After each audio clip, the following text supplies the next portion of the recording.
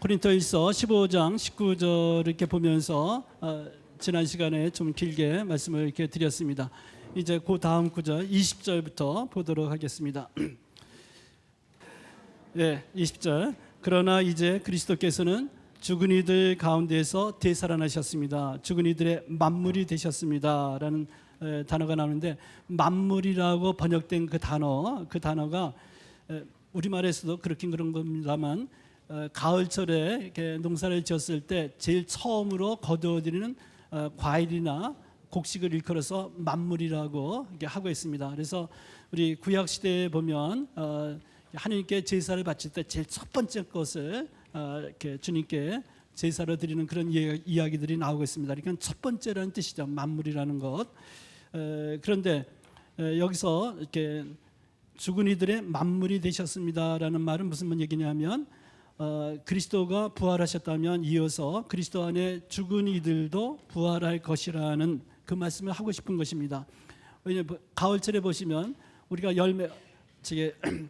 사과나무에 사과가 열렸어요. 첫 번째 열매가 열렸는데 그게 어떻게 하나만 열립니까? 그 다음에 다른 열매들도 같이 있는 거 아니겠습니까? 그 여러 열매 중에 하나가 하는 것처럼 만물이 있으면 다른 그 뒤에 따라오는 다른 과일들도 있는 겁니다. 마찬가지로 그리스도께서 부활하셨다면 그리스도와 결합되어 있는 우리 그리스도인들도 장차 나중에 부활하게 될 것이라는 그 말씀을 하고 있는 것입니다. 다음 구절을 보겠습니다. 20절. 마지막으로 파멸될 원수는 죽음입니다라는 죽음에 관한 말씀. 죽음이 없어짐으로써 이사야서 25장 8절의 예언이 성취됩니다. 이사야서 25장 8절에서는 그분께서는 죽음을 영원히 없애버리시리라. 주 하나님께서는 모든 사람의 얼굴에서 눈물을 닦아내시고 당신 백성의 수치를 온 세상에서 치워주시리라. 정령 주님께서 말씀하셨다. 유명한 이사야 예언서의 말씀인데, 우리 가톨릭 신자들에게 이 구절은 친숙한 말씀이기도 합니다.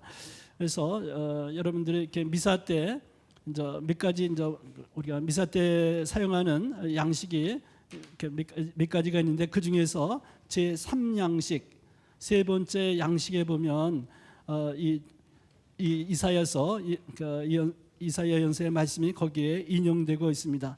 시간 관계상 거기는 넘어가고 다음 부분으로 넘어가겠습니다. 참 마지막으로 파멸될 원수는 죽음이라는 것, 죽음이 극복된다는 그 차원을 궁극적으로 말해주고 있습니다. 그러나 우리가 살고 있는 이 세상은 아직 마지막 날이 아직 오지는 않은 겁니다. 그래서 죽음이 완전히 제어되지는 않았어요. 죽음이 아직 지배하고 있습니다. 그러나 그리스도께 대한 부활을 통해서 우리는 그 죽음을 넘어서는 차원의 그 힘을 이렇게 알고 믿고 있는 것입니다. 28절의 말씀은 종말론 공부할 때 아주 필수적으로 나오는 말씀 중에 하나입니다. 모든 것 안에서 모든 것이 되실 것입니다 할 때, 이 모든 것 안에 하나님께서 모든 것 안에서 모든 것이 된다라는 것은 종말론 공부할 때 제일 마지막 단어입니다. 하나님께서 모든 것 안에 모든 것이 되신다라는 그 부분. 여기는 더 설명을 이렇게 건너뛰고 그 다음 구절로 넘어가겠습니다. 29절.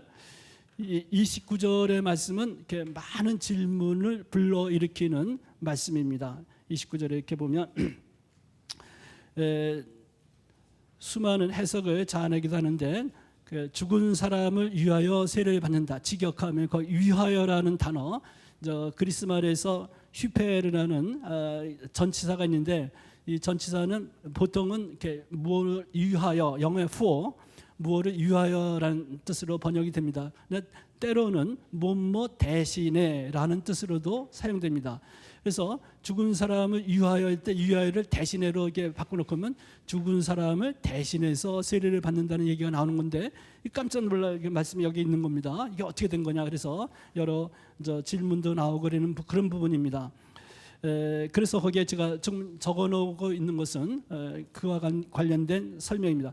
우선 결론부터 말씀드리고 난다면, 죽은 사람을 대신해서 세례를 받는다는 것은 바오로 사도께서 다른 곳에서 세례에 관해서 말씀하고 있는 내용들을 볼 때 그것은 바오로적인 생각이 아닙니다. 그건 보면 바오로 사도께서 세례에 대해서 가장 길게 말씀하시는 곳은 로마서 6장 1절부터 11절 그 안입니다. 그게 세례에 관해서 가장 바오로 사도께 길게 말씀하시는 부분인데, 바오로 사도께서 세례는 철저하게 믿음을 전제한 겁니다. 그리스도께 대한 믿음이 없이, 그분께 대한 믿음이 없이 세례를 말할 수가 없는 차원에 대해서 말하고 있는데, 우선 결론적으로 이렇게 본인의 신앙이 없이 다른 사람이 누군가를 대신해서 세례를 받는다, 그것은 바오로적인 생각이 아니라는 것을 결론을 내리고 그 다른 면에서 설명을 이렇게 보겠습니다. 다른 기록에 의하면 여기서 이제 누군가를 대신해서 세례를 받는다면 그건 어떤 의미에서 세례를 받는 건가, 그런 풍습이 있었던 모양입니다. 예를 들어서 세례를 준비하다가 세례를 받지 못하고 죽은 친척이나 친구들을 위해서 그들을 대신해서 세례를 받는 그런 풍습이 있던 적이 있는 것 같습니다. 근데 이런 풍습은 근데 아우스팅 성인의 그런 예를 이렇게 요한 크리소스토모스, 요한 금구 성인의 그런 말씀 중에 보면 그런 것에 대해서 카르타고 공의에서 그런 관습을 금지하였다는 그런 기록이 나오고 있습니다. 아무튼 그 바오로 사도의 세례에 관한 여러 가지 그 말씀을 정확히 이해하려면 다른 것을 더 봐야 됩니다. 여기는 지나가면서 말씀하시는 건데, 여기는 그 죽은 자들의 부활에 대한 희망, 그 희망이 얼마나 큰지를 말하는 가운데 이것이 중간에 살짝 지나가는 말씀으로 나온 것이지, 죽은 자들을 위한 세례 또 그 대리 세례가 옳다든지 뭐 그런 판단을 내린 것은 아니라는 것을 먼저 말씀드리고 넘어가도록 하겠습니다. 더 중요한 거 다른 것들을 보도록 하겠습니다. 35절 이하의 부분에서 죽은 이들의 부활이 어떻게 되는가, 어떻게라는 표현이 나오는데 이른바 육신 부활 문제가 여기 나오는 겁니다. 그 35절에 보면 죽은 이들이 어떻게 되살아나는가라는 질문이 나오겠습니다. 이 질문이 이 단락의 주제 역할을 하는 것으로 볼 수 있습니다. 네, 여기 부분에 보면 그 여러 가지 예들이 제시되고 있습니다. 이 죽은 자들이 어떻게 부활하는가, 거기서 여러 가지 예들이 나오고 있는데, 전체적으로 봐서는 부활한 후의 몸이 죽을 때의 몸과 비교해서 어떤 면에서 이렇게 좋은 면에서 어떻게 다른지를 여러 가지로 말해주고 있습니다. 부활한 후의 몸은 썩지 않고 영광스러우며 강하고 영적이고 천상에 속한 것이라고 말합니다. 그런데 매우 놀라운 점은 이 죽은 자들의 부활에 대해서 말하면서 그것을 그렇게 강조하는 가운데 바오로 사도께서 부활하기 전에 썩거나 변화되어야 한다는 점을 아울러 강조하고 있다는 점입니다. 그러한 구절들이 좀 여러 구절에 이렇게 나오고 있습니다.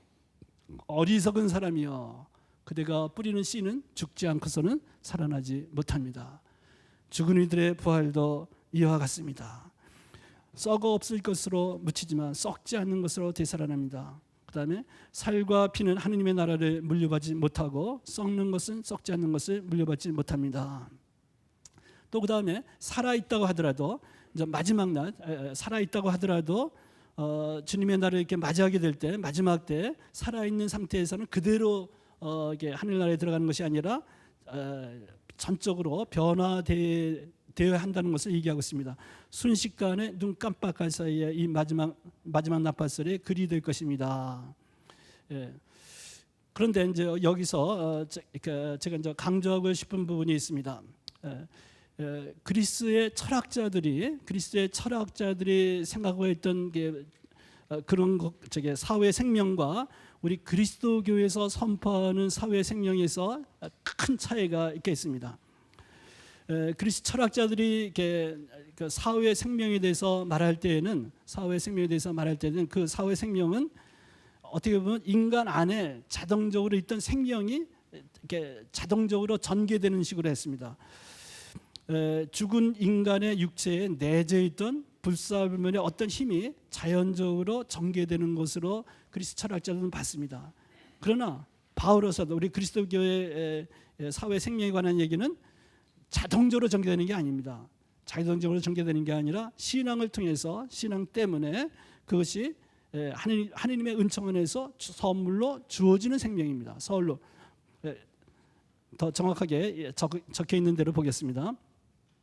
바오로는 부활을 고대 파라오와 이집트 사람들이 믿었듯이 미라처럼 그대로 남아 있다가 이렇게 되살아나는 것으로 생각하지 않았습니다.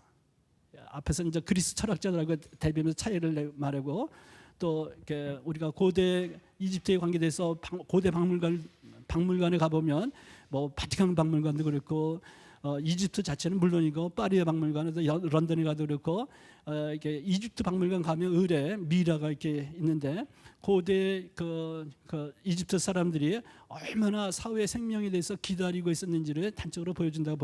그러나 그 미라를 만드는 그대로 가능한 한 해치지 않고 그대로 있다가 그대로 되살아나는 그런 식의 부활 신앙이 아닙니다. 우리 그리스도교에서 말하는 신앙은.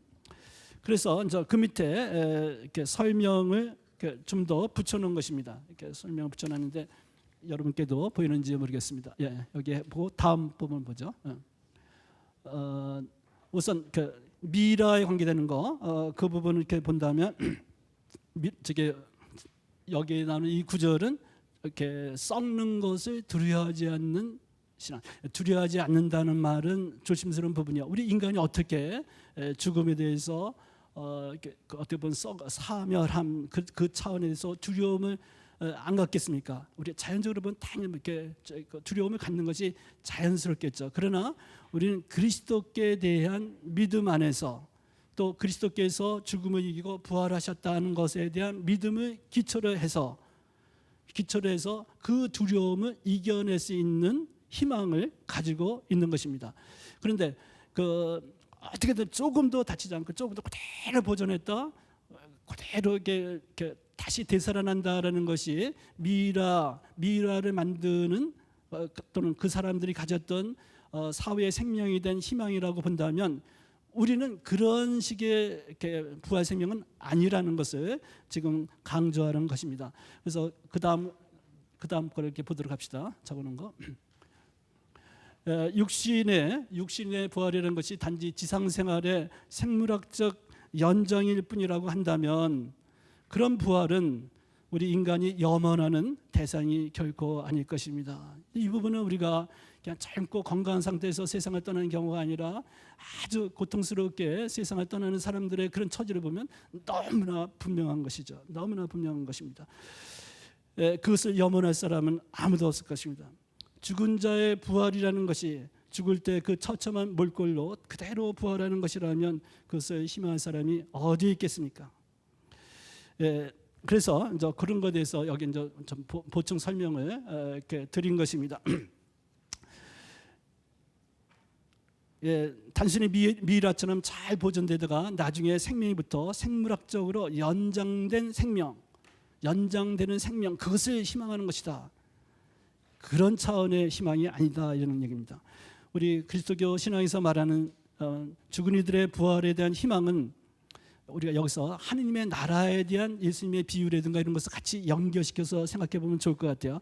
우리가 복음서에 보면 예수님께서 하늘나라를 천상 잔치에, 특히 혼인 잔치에 비유하는 예들이 납니다. 우리가 열처녀에 관한 이야기도 혼인 잔치에 대한 비유 아니겠습니까? 또 임금님의 아들 왕자의 혼인 잔치에 관계된 그런 비유도 있고, 혼인 잔치에 비유한다는 점을 볼 수가 있겠습니다.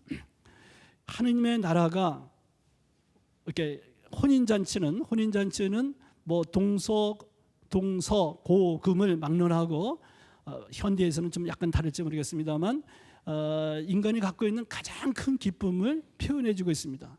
혼인 잔치를 최고의 기쁨을 표현하고 있는데, 그것은 오늘날도 그런 면이 남아 있긴 했습니다. 과거로 올라갈수록 더 큰 것은 그것이 단지 당사자만의 기쁨이 아니라 신랑과 신부가 속해 있는 가정 전체의 기쁨이기도 하고, 그리고 옛날로 들어가면 어떤 동네 전체의 큰 잔치가 동시에 되고 있습니다. 제가 이렇게 들은 바로는 제주도 같은데 어떤 시골 같은데 아직도 있는 동네 전체가 그 어떤 그 동네 어떤 집에 잔치가 있으면 며칠을 같이 동네 전체가 같이 기뻐하면서 잔치를 한다는 그런 얘기도 들었습니다. 옛날로 가면 더욱더 그런 것이 뚜렷해지죠. 이게 기쁨과 만남이라는 주제가 연결되어 있으면 1대1의 신랑과 신부 한 젊은이가 만나는 그 기쁨만이 아니라 그 뒤에 공동체의 만남의 차원이 있습니다. 만남의 기쁨을 말하고 있습니다. 그런데 혼인잔치에 큰 만남의 기쁨을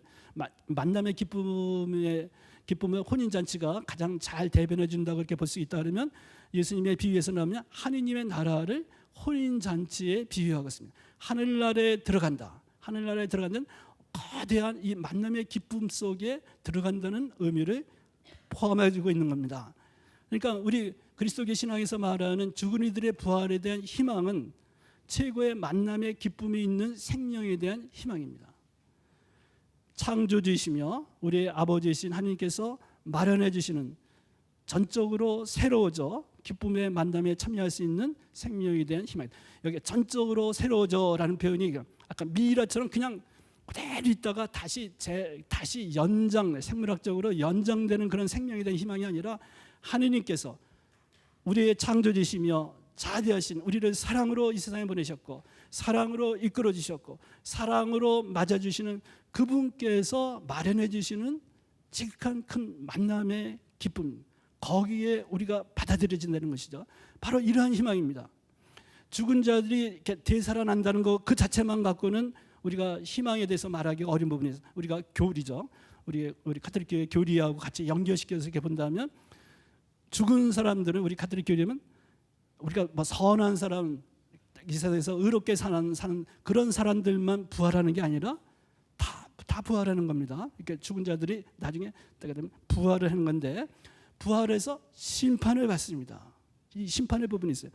그러니까 만약에 죽은 자들의 부활이 없다. 그럼 착한 사람들만 이렇게 부활하고 이렇게 이 세상에서 잘못하고 잘못 사는 사람들은 부활하지도 못한다라고 만약에 한다면 큰 문제가 생깁니다. 그러면 이 세상에서 그렇지 않아도 자살하는 사람 많은데 나는 정말 싫다. 생명이라는 거 이게 사는 거 정말 싫다. 그래 근데 영원히 죽고 싶다. 영원히 죽고 싶다. 그런 사람도 여러분들 우리가 자살하는 사람들의 심정을 보면 부활을 희망하는 게 아니라 영원히 없어져 버리고 싶다. 그런 사람도 있는 겁니다. 그런데 우리는 그럴 수가 없어요. 우리 생명 우리 게 아닙니다. 하나님께서 주신 생명이에요. 하나님께서 주신 생명인데 우리가 마음대로 처리할 수 있는 생명이 아니에요. 내가 없앤다 해서 없어질 수 있는 생명이 아니라 부활하고 그리고 이 세상의 삶에 대해서 하나님 앞에서 우리는 셈을 바쳐야 될 책임이 있는 삶입니다. 그러니까 부활신앙이라는 것이 단순히 부활을 그런 게 아니라 이 책임이라는 부분도 같이 들어가 있는 것입니다. 그러니까 제가 그 밑에도 좀 적어놨습니다만 그런데 이런 기쁨의 만남은 모든 사람에게 자동적으로 주어지는 것이 아닙니다. 준비가 안 돼서 이런 만남에서 배제되는 사람들도 있는 거죠. 이게 심판의 차원입니다. 혼인잔치에 비유해 보면 혼인잔치에 들어가지 못하는 사람이 준비가 안 돼서 들어가지 못하는 제가 여기서 만나는 만남의 기쁨 하나님께서 말해 주신 그 만남의 지극한 만남의 기쁨에 참여하는 것이 자동적으로 돼 있는 게 아니라 하나님께서 사랑의 주님이시고 준비되어 있어요. 그러나 우리가 거기에 들어갈 준비가 못 돼 있는 경우가 못 될 수도 있다라는 부분 심판의 부분도 있는 거예요.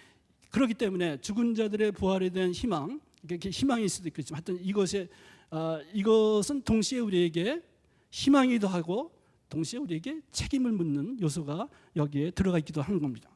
그래서 그 부분에 대해서 본 거고 그 다음에 보면 바오로 사도에게 있어서 사후의 생명은 죽음과 썩음의 과정을 겪고 죽은 자를 일으키시는 분 비존재에서 존재로 불러내시는 창조주 하나님의 능력에 의해서 이루어지는 겁니다.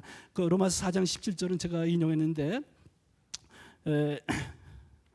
그리고 여기에 우리가 요즘은 저 화장 이렇게 우리가 아는 분들께 돌아가신 다음에 화장을 하지 않습니까? 화장을 하고 이렇게 했는데 사실은 이게 그대로 미라처럼 그대로 있다 그대로 부활하는 신앙이라고 한다면 부활 신앙이 그대로 그러면 화장하면 절대로 안 되는 거죠. 절대로 안 되는 겁니다. 그대로 놔둬야죠. 그대로 놔뒀다가 나중에 되는 거니까.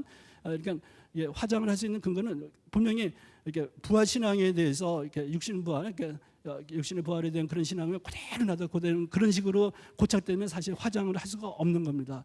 근데 과거에 우리 교회 역사 속에서 화장을 하지 못하도록 금한 적이 있는 것인데, 그것은 죽은 자들의 부활에 대한 희망을 명시적으로 거부하는 표시로 화장을 하는 그런 케이스가 있어서 일시적으로 그런 것이 있었을 뿐이에요.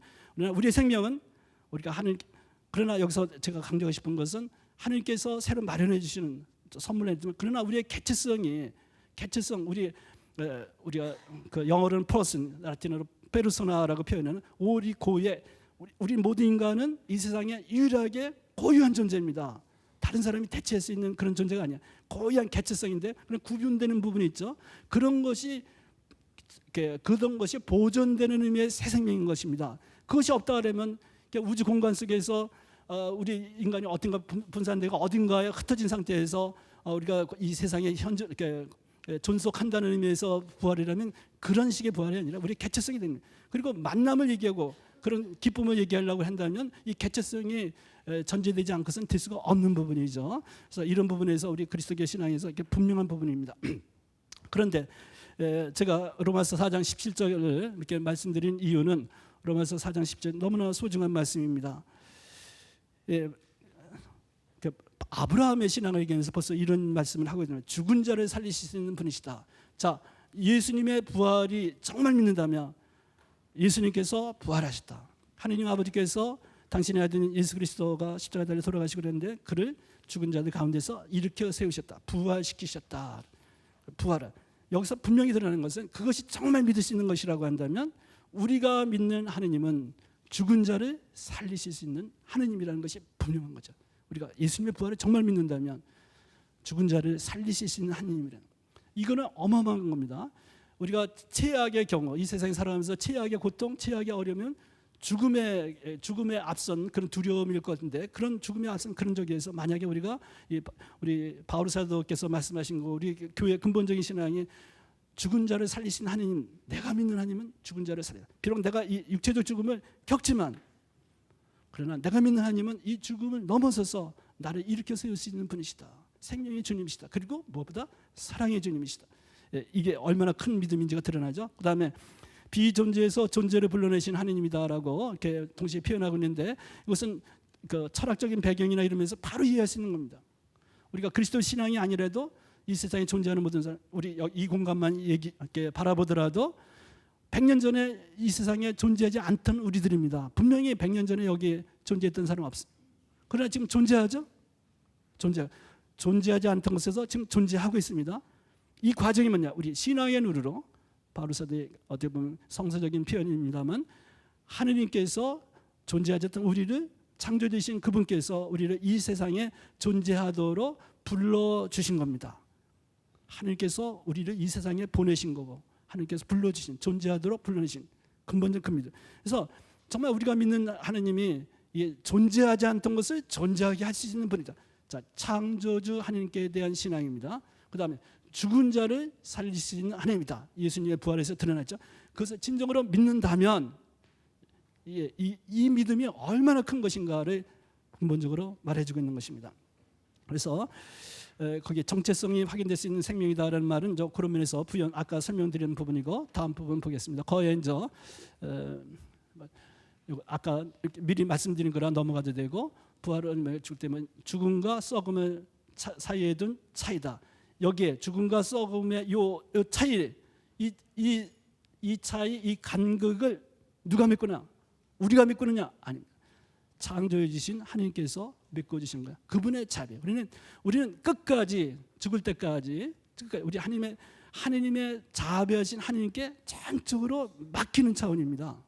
생명의 주인이신 그분께 겸손하게 끝까지 맡겨야 되는 그 차원이 여기에도 남아 있습니다. 다음 보겠습니다.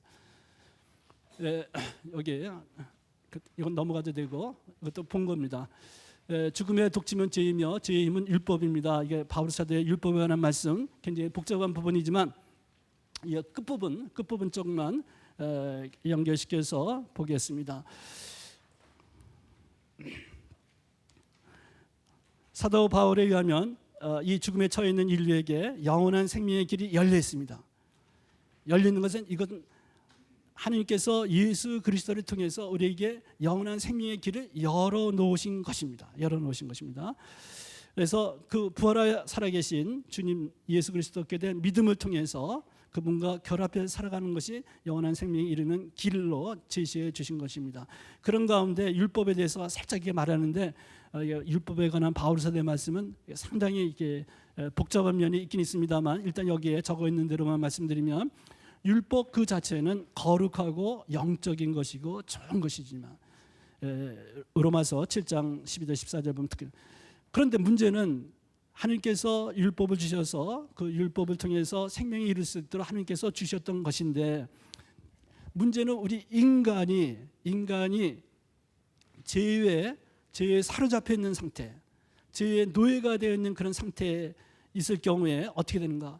죄의 노예가 되어 있는 그런 상태에 있어서는 율법이 원래 그 기능을 발휘하지 못하고 역기능을 생명으로 이끌어야 될 율법이 생명으로 이끌고는 생명으로 이끌지 못하고 오히려 죽음으로 이끄는 결과가 나온다는 그런 탄식을 하고 있습니다. 로마서 7장에 그런 내용들이 나오고 있습니다.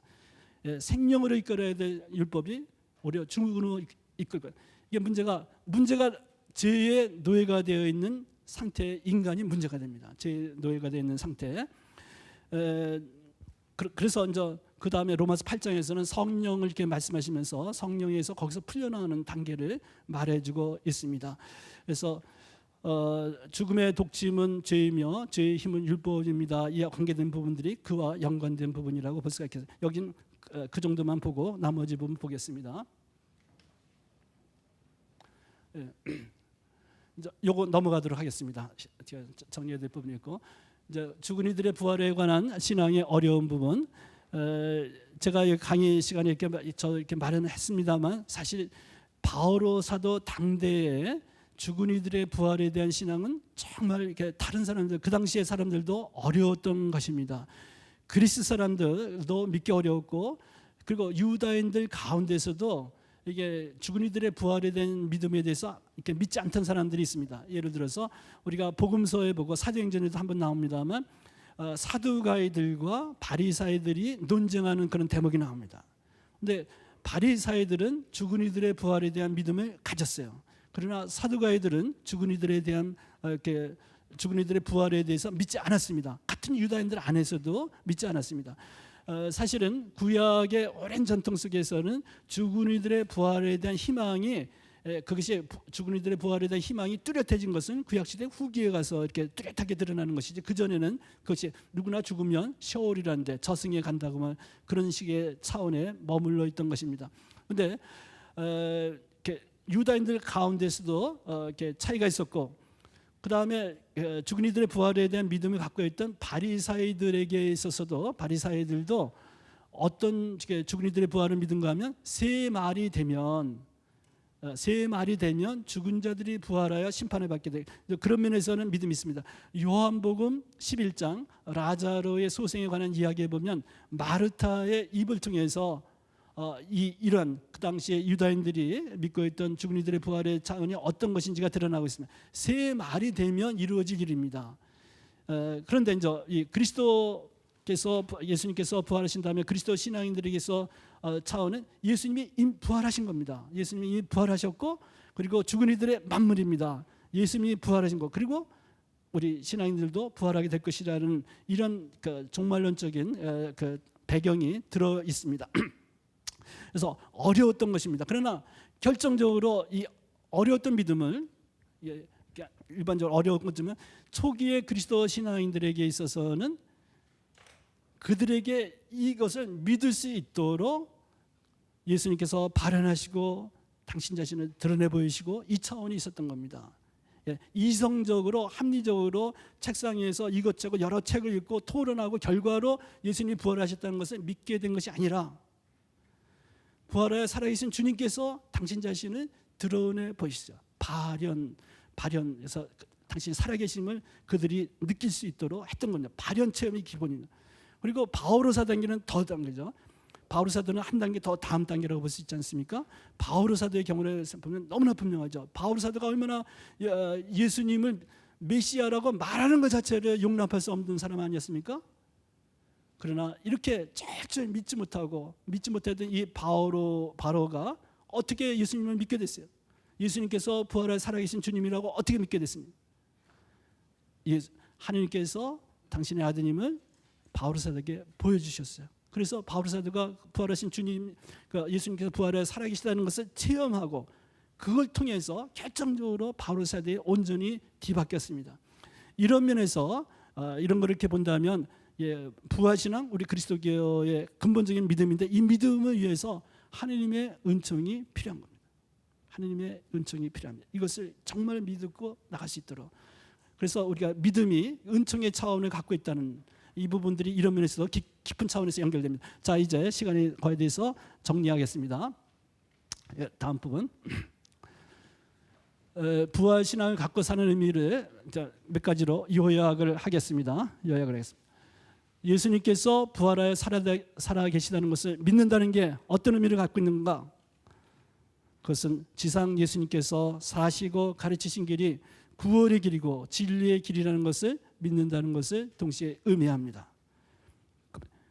그분께서 사시고 걸어가신 길, 그것이 구원의 길이라는 것. 저는 이런 면에서 정말 우리 인류가 이 예수님의 정신 속에, 예수님의 가르침 속에 걷지 않으면 지금 달리고 있는 인류의 모습을 그대로 방치한다면, 예수님의 정신이 들어가지 않고 그대로 되면 죽음으로 가는 길이라고 생각합니다. 이렇게 치열하게 경쟁하고 끝없이 경쟁하고 끝없이 누리는, 이래서 끝도 없이 달리고 있는데 이것이 그대로 가면, 저는 지금 그대로 가면 죽음으로 향해서 달려가고 있는 것이라고 저는 생각합니다. 그러니까 아무런 복음적인 가르침, 비추임이 없이 그대로 지금 달리고 있는, 인류가 달리고 있는 길을 그대로 간다면 죽음으로 이르는 길이라 생각합니다. 둘째, 부활신앙은 부활하여 다가오시는 주님의 사랑을 믿으라는 초대입니다. 어떻게 보면 우리가 신앙 안에서 가장 기초적인 것이죠. 사랑의 우리가 복음서에서 증언하고 있는 그 사랑의 주님, 나병 환자에게 다가가시고 사람들에게 미움받고 손가락 받친 죄인이 그 세리를 끌어안고 어울리시고 불쌍하고 가난한 사람들에 다가가시고 그들을 이렇게 보살펴 주시던 그 사랑의 주님이 과거의 먼 옛날에 그런 주님, 나의 인생에 우리의 삶에도 그런 사랑의 주님이 계시다는 것, 그것을 믿으라는 초대입니다. 사랑의 주님을. 세 번째, 부활신앙은 죽은 이들의 부활, 곧 장차 우리도 죽은 다음에 부활할 수 있다는 희망을 굳게 가지라는 초대입니다. 굳게 가지라는 초대입니다. 부활신앙은 육체적 죽음으로 우리의 존재가 허무의 바다에 분해되어 완전히 사라져버리는 것이 아니라, 그래서 허공 속에서 왔다가 그냥 허망하게 사라져버리는 존재가 아니라 비존재에서 존재로 불러내시는 창조자 하느님, 자비하신 하느님의 능력에 의해서 이루어지는 전적인 새로운, 아까 혼인잔치 비한 거, 그 큰 기쁨. 사실 우리 미사 때 그것을 미리 그것을 표현하고 있는 겁니다. 미사 때 보면 미사 성제를 우리가 미사를 드릴 때 그 형제자매들 모이는 그 사람들만의 잔치가 아닙니다. 무슨 미사의 구절을 보시죠. 천상의 성인 성녀들의 무리가 있고 천사들의 무리가 노래하고 성인 성녀들의 무리가 있습니다.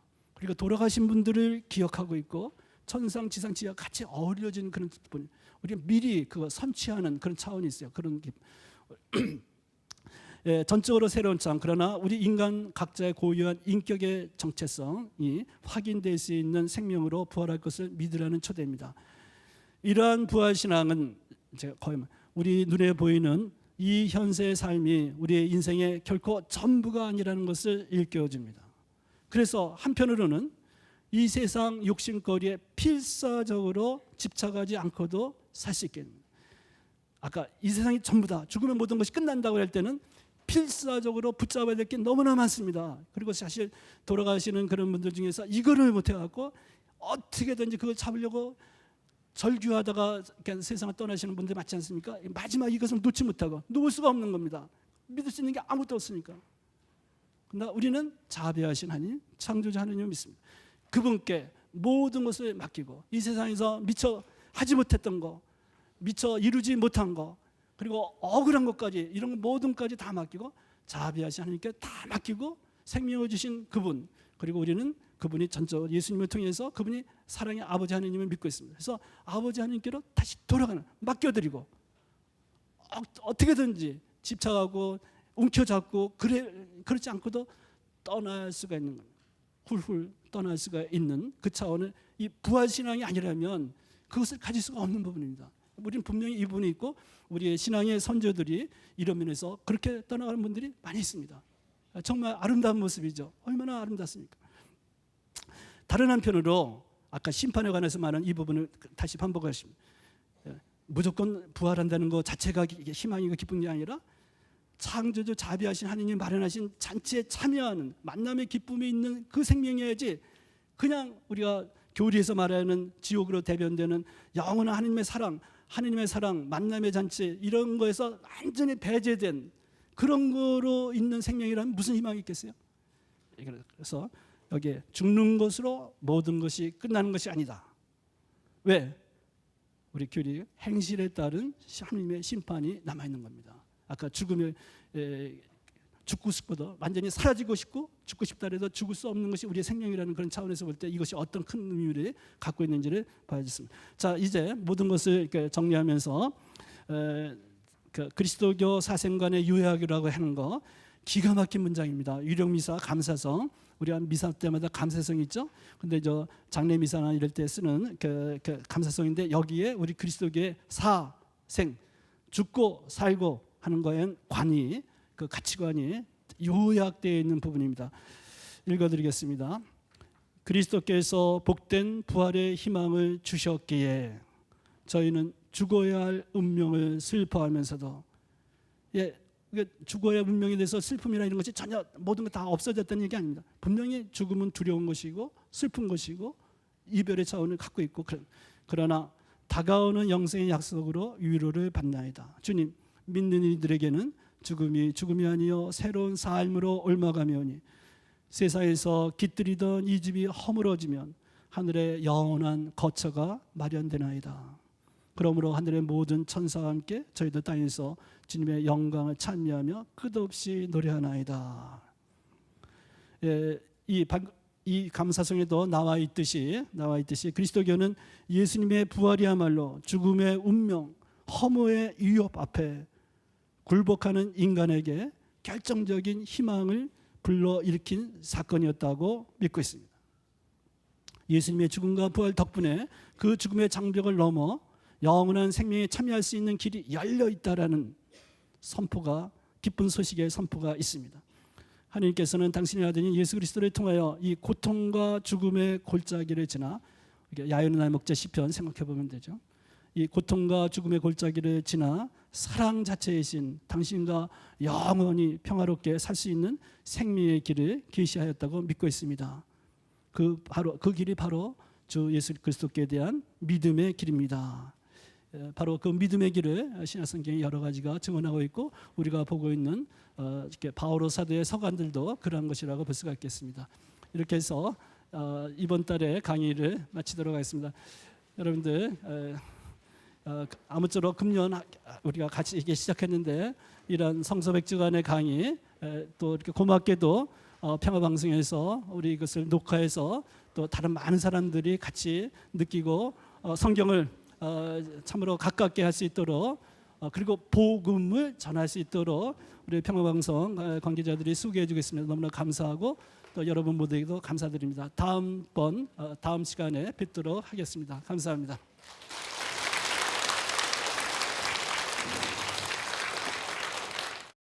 혼인잔치, 큰 만남의 기쁨을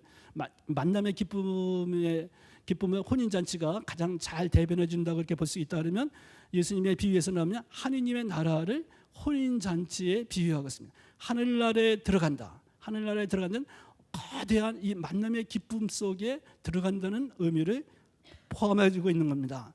그러니까 우리 그리스도교 신앙에서 말하는 죽은 이들의 부활에 대한 희망은 최고의 만남의 기쁨이 있는 생명에 대한 희망입니다. 창조주이시며 우리의 아버지이신 하나님께서 마련해 주시는 전적으로 새로워져 기쁨의 만남에 참여할 수 있는 생명에 대한 희망.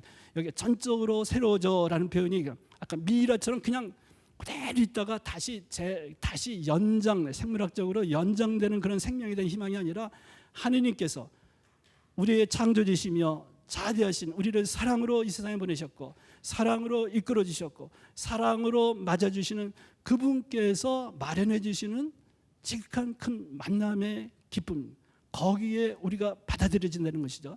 바로 이러한 희망입니다. 죽은 자들이 이렇게 되살아난다는 것 그 자체만 갖고는 우리가 희망에 대해서 말하기가 어려운 부분이 있어요. 우리가 교리죠. 우리 가톨릭 교회 교리하고 같이 연결시켜서 이렇게 본다면 죽은 사람들은 우리 가톨릭 교리면 우리가 뭐 선한 사람, 이 세상에서 의롭게 사는 그런 사람들만 부활하는 게 아니라 다 부활하는 겁니다. 이렇게 죽은 자들이 나중에 때가 되면 부활을 하는 건데 부활해서 심판을 받습니다. 이 심판의 부분이 있어요. 그러니까 만약에 죽은 자들의 부활이 없다. 그럼 착한 사람들만 이렇게 부활하고 이렇게 이 세상에서 잘못하고 잘못 사는 사람들은 부활하지도 못한다라고 만약에 한다면 큰 문제가 생깁니다. 그러면 이 세상에서 그렇지 않아도 자살하는 사람 많은데 나는 정말 싫다. 생명이라는 거 이게 사는 거 정말 싫다. 그래 근데 영원히 죽고 싶다. 영원히 죽고 싶다. 그런 사람도 여러분들 우리가 자살하는 사람들의 심정을 보면 부활을 희망하는 게 아니라 영원히 없어져 버리고 싶다. 그런 사람도 있는 겁니다. 그런데 우리는 그럴 수가 없어요. 우리 생명 우리 게 아닙니다. 하나님께서 주신 생명이에요. 하나님께서 주신 생명인데 우리가 마음대로 처리할 수 있는 생명이 아니에요. 내가 없앤다 해서 없어질 수 있는 생명이 아니라 부활하고 그리고 이 세상의 삶에 대해서 하나님 앞에서 우리는 셈을 바쳐야 될 책임이 있는 삶입니다. 부활 신앙을 갖고 사는 의미를 몇 가지로 요약을 하겠습니다. 예수님께서 부활하여 살아 계시다는 것을 믿는다는 게 어떤 의미를 갖고 있는가? 그것은 지상 예수님께서 사시고 가르치신 길이 구원의 길이고 진리의 길이라는 것을 믿는다는 것을 동시에 의미합니다. 그분께서 사시고 걸어가신 길, 그것이 구원의 길이라는 것. 저는 이런 면에서 정말 우리 인류가 이 예수님의 정신 속에 예수님의 가르침 속에 걷지 않으면 지금 달리고 있는 인류의 모습을 그대로 방치한다면 예수님의 정신이 들어가지 않고 그대로 되면 죽음으로 가는 길이라고 생각합니다. 이렇게 치열하게 경쟁하고 끝없이 경쟁하고 끝없이 누리는 이래서 끝도 없이 달리고 있는데 이것이 그대로 가면 저는 지금 그대로 가면 죽음으로 향해서 달려가고 있는 것이라고 저는 생각합니다. 그러니까 아무런 복음적인 가르침, 비추임이 없이 그대로 지금 달리고 있는 인류가 달리고 있는 길을 그대로 간다면 죽음으로 이르는 길이라 생각합니다.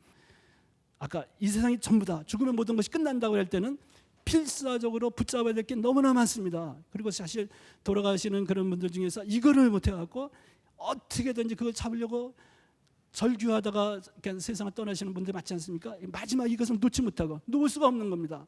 믿을 수 있는 게 아무것도 없으니까. 그러나 우리는 자비하신 하나님, 창조자 하나님을 믿습니다. 그분께 모든 것을 맡기고 이 세상에서 미처 하지 못했던 거, 미처 이루지 못한 거, 그리고 억울한 것까지 이런 모든까지 다 맡기고 자비하신 하나님께 다 맡기고 생명을 주신 그분, 그리고 우리는 그분이 전적 예수님을 통해서 그분이 사랑의 아버지 하나님을 믿고 있습니다. 그래서 아버지 하나님께로 다시 돌아가는 맡겨드리고